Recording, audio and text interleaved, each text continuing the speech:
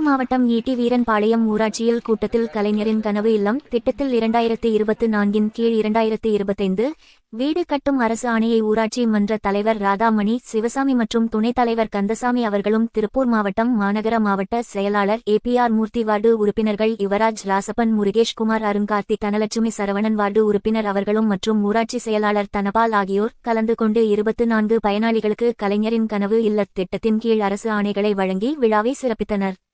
முட்டியன் கிணறு ஆதி திராவிடர் பொதுமக்களுக்கு அரசு ஆணை வழங்கப்பெற்றது.